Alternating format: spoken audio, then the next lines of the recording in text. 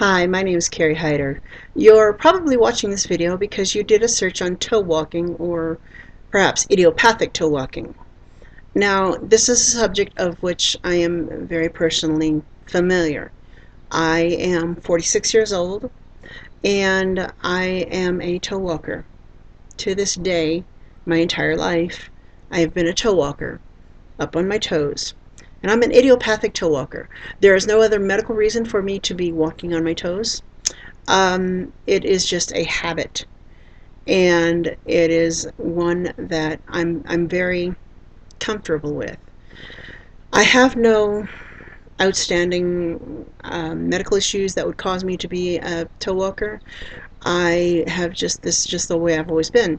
Now, I will say that when I was about 16 months old, just a toddler, I was stricken with spinal meningitis, and it threw me for a loop.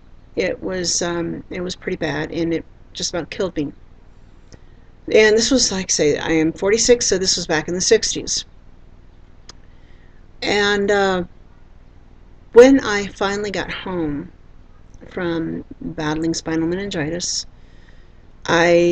it struck me so bad, it put me through such a loop that I was knocked back in my developmental abilities. I mean, I had to learn to crawl and I had to learn to walk again. So when I started walking, I walked up on my toes. Um, and back then, around family, around friends, it was more of, oh, how cute. Look what Carrie can do. Look what she's doing. Isn't that looking cute? So it was just kind of a cute thing that Carrie did. Fast forward to just about almost 7 years old. Okay, and my dad was in the military, and we were stationed in Oahu, Hawaii at the time when I was just about to turn 7. And my mom was starting to get pressure from family. You need to get that fixed. You need to get that looked at for Carrie. That's just not quite right that she walks on her toes like that. That's not normal. So what was cute when I was a toddler wasn't really accepted anymore as a 7-year-old, as a young child. Excuse me. And it was the beginning of a childhood nightmare to to start that journey of fixing me. Now, at 7 years old, prior to that, I'd had a perfectly normal childhood outside of being a toe walker. Um, I had the worldview perception that all kids do, that there's nothing wrong with me, I'm fine. Then all of a sudden I start hearing from family, from friends, from schoolmates, you're broken. You're not quite right. There's something wrong with you. You need to be fixed. So under all this pressure and all this duress that my mom was receiving, she started taking me to the doctor. Now, I remember that very first I'm sorry, it was probably the third assessment. The first assessment I don't recall. The third one, it had to have been the second or third. 7 years old, starting to develop a sense of modesty.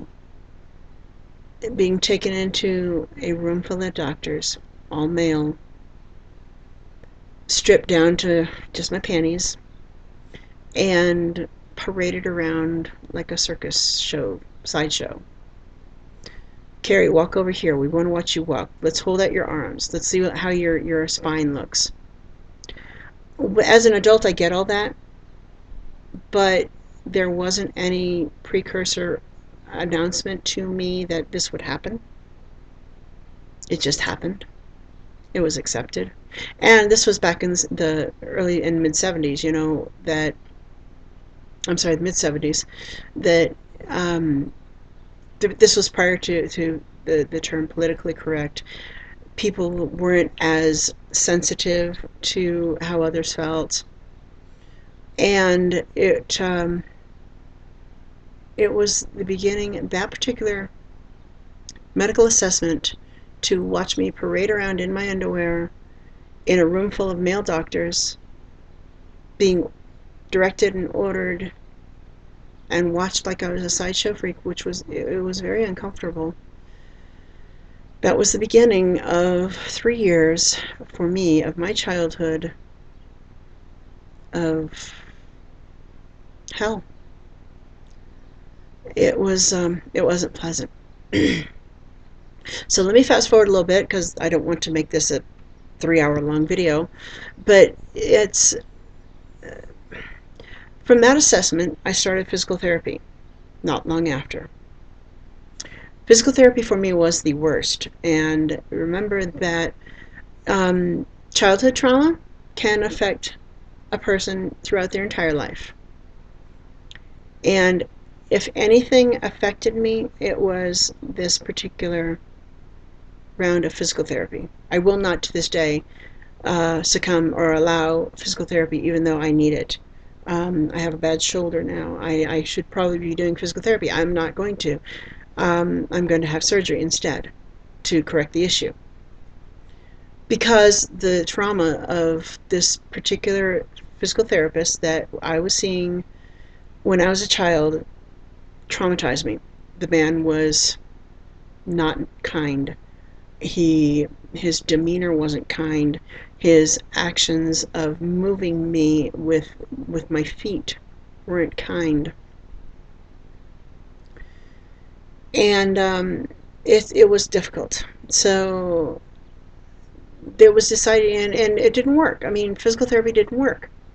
So we went back to the drawing board and said, okay, I honestly, I don't remember how long the physical therapy was or how long the duration of that treatment was, but the next thing came along was serial casting.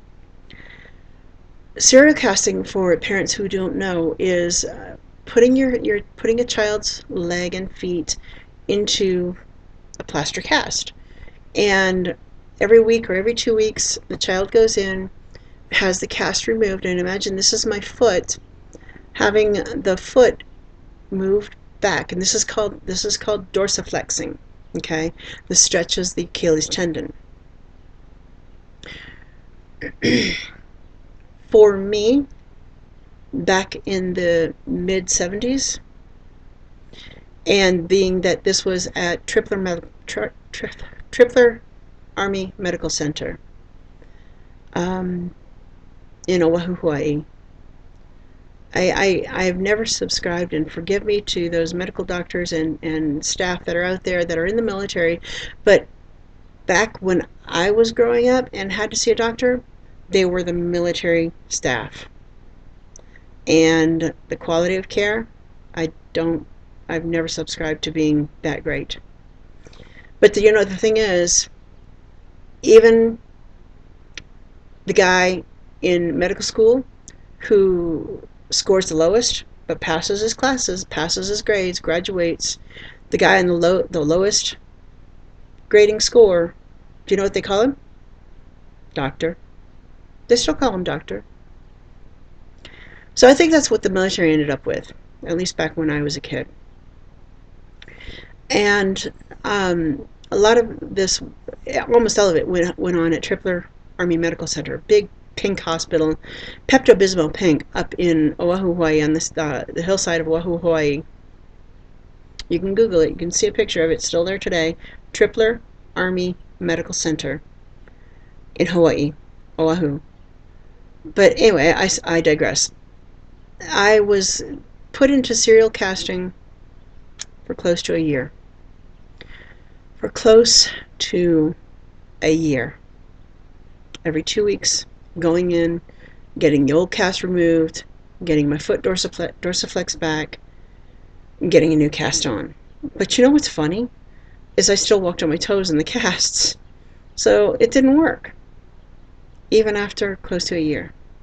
Dorsiflexing, moving back, stretching the Achilles tendon.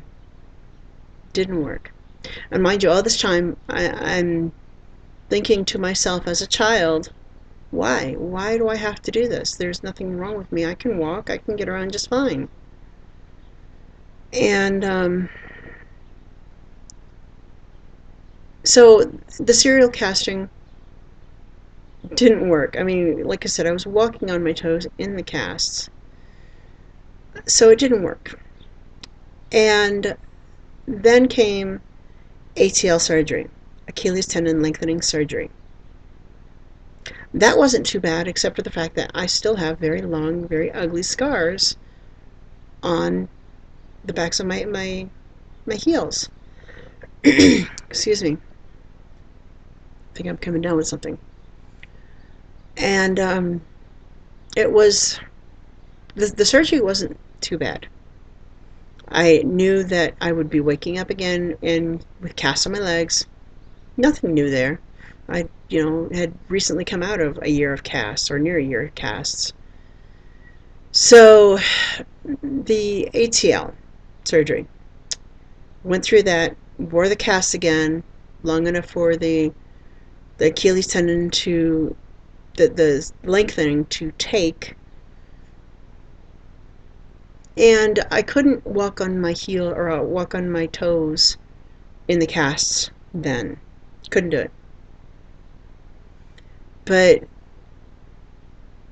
it was, and to be honest, I don't recall how long I had the cast on after I had the surgery. But the cast came off. The walking resumed. I mean, I could walk on my casts, but it felt weird. It felt wrong. It felt not right at all. It wasn't for me. It wasn't me. It wasn't part of me. This flat-footed walking, it's not right. Those are the thoughts that were going through my head when the casts came off after surgery. And it was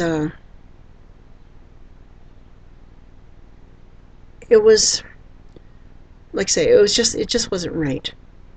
So then we moved on to braces at night, wearing braces on my legs.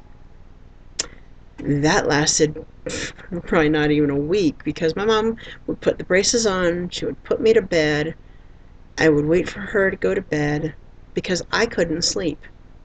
I could not sleep with these braces on my legs. I couldn't do it. So I'd wait for her to go to bed, and then I'd take the braces off so I could get to sleep. Braces didn't work. So after kind of stumbling and mumbling, and forgive me, this is only my third or fourth video that I've ever done, but it's important enough for me to get it out there, that if you have a child that is a toe walker, and they are an idiopathic toe walker, meaning they do it out of habit and no other reason, have it assessed. I mean, yes, absolutely, but don't wait until they're 7 years old. Don't wait until they're 6 years old. Have it assessed when they're a toe walking toddler. And, take the advice of your physician. Yes. I'm not saying don't pursue a medical intervention to correct toe walking. I'm not saying that. What I am saying is don't wait. Don't wait until your child gets older. Don't wait until the habit is so ingrained that there's not a good chance of changing it. Because that's what happened to me. It was the time had passed for too long, and I was really probably too old to even begin. I mean, I started just before I was 7 years old, and I believe I was 9.5. So this was a good 3 years of my childhood, of every week or every 2 weeks seeing some sort of medical professional, some sort of specialist, some sort of physician, some sort of physical therapist. And it wasn't pleasant. It wasn't fun. It took a lot out of my childhood. Now, as a female, I will tell you this, because you need to know this if you have a female child toe walker. I have been married for about coming up on 25 years, and I have 3 children. Now, most women know that when you have kids, your feet will grow. Your feet will grow. And there's no really getting out of that. So around just about on my third pregnancy, which was atypical in itself, which is a whole different story in itself, but my feet grew very quickly. That was a high-risk pregnancy. There's a lot of complications, a lot of problems. But I mean, towards the end of the pregnancy, and I only carried my son for 7 months, but he's still alive. Um,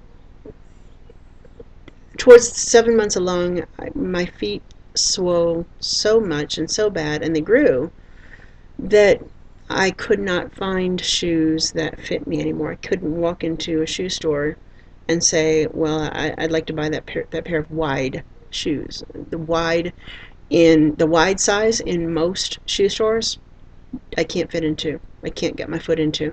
I describe my foot as kind of like a duck foot. It's very narrow at the heel and very wide at the toe box. Now, it's probably more standard size at the heel, but it's still the ball of my foot, the front of my foot, where the feet go into the toe box of a shoe, I would have to special order. Or I've actually found New Balance shoes fit. They carry wide shoes, extra wide shoes that fit. They're not cheap, but they're shoes that I can wear. And so that excludes me from being able to dress up, being able to go out, dress up nice. I can't buy heels. I can't buy shoes or nice shoes that um, I can get dressed up with. So, that's kind of, if there were a drawback to being a toe walker, that would probably be it. Um, I will have to say, though, that throughout the entirety of my life, my legs have been very strong. I can easily leg press 250, probably closer to 315 pounds. Even despite being a heavy woman, I'm overweight, out of shape, but I can leg press quite a heavy load. Back when I was younger, back when I was slimmer, back when I was a lot more active, running wasn't an issue. Balance wasn't an issue. Balance today still, well, I should qualify that by saying I had surgery on my ear about a year and a half ago. I had a growth on my eardrum, so that had to be taken care of. And when it did, it took care of, or it kind of messed up my equilibrium. So my balance today, it's a little bit off, but it's not because I'm a toe walker. And so there are some benefits, there are some drawbacks. Would I want to become a flat-footed walker if I could snap my fingers? No, no. It's something that is part of me. So talking to parents out there who have toe walking children, talking to physicians, medical staff that are taking care of toe walking children, think about not just how this will affect and change a child's gait, the way they walk, the way they carry themselves in the here and now, but think about what the psychological effects will be down the line. I've kind of sugarcoated it a little bit for you. I mean, but like I said, it was 3 years of my childhood that is gone.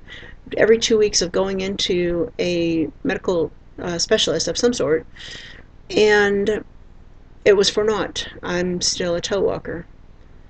And all the while, I never succumbed to the idea that there was something wrong with me, that I needed to be fixed. And to this day, I don't feel that way. So if you're a medical professional, if you're a parent of a toe walker, consider the psychological effects that this kind of treatment could have on a child, especially if the child is older. Like I said, if you can, start treatment when they're much younger. Try to catch it when they're toddler. Don't let it get to being old enough to where they can remember things. Don't let it get to be where it may or may not work and the likelihood is not good. So that's what I have to say about toe walking. My life hasn't been, other than, like I said, the 3 years that I described to you, my life has not been too bad. I mean, it's been typical. I out of around the house, at home, I don't wear shoes. I walk on my toes. That's normal for me. That's comfortable for me. Um, I do wear shoes that, like I say, I wear New Balance when I go out, sneakers, and the oddity of that is that I tend to walk flat-footed in my shoes, but more out of social pressure because I don't want to explain to people why am I up on my toes. So there you have it. If you have any questions, put them down there in the comment box below, and I'll be seeing you sometime soon. Thank you very much for your time and attention. Have a good day.